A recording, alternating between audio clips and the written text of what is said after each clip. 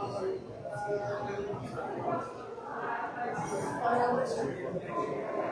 po ngayon ay live na sa Facebook page po ng ating Buting at Ano.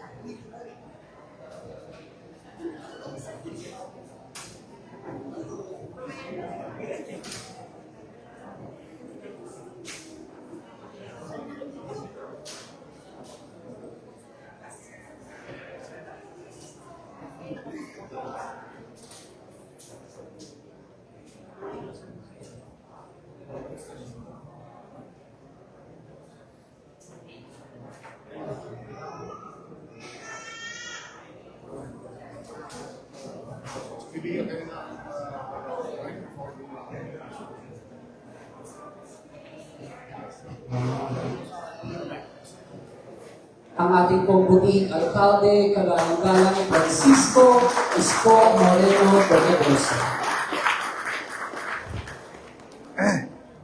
Maupo kayo. Good morning. Pasensya na kayo. I think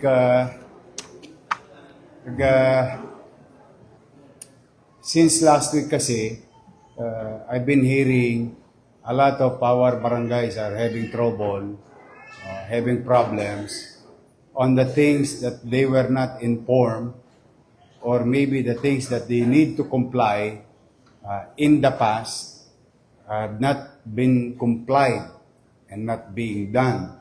Now you're paying the price of putting things in right order.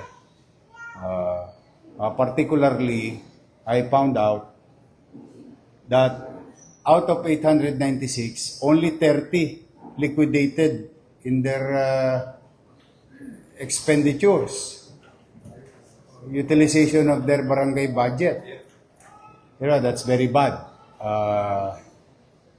I don't know if you were guided, but if I allow it to continue, mukhang magaang, pero hinuhukay nyo naman ang sarili ninyo palalim ng palalim. Kasi, wala, kayo maapektuhan talaga. One way or another, may kalaban din naman kayo, di ba? Oh. Baka mamaya, parang binigyan nyo pa ng dahilan yung kalaban ninyo sa mundo ng politika. So that's why,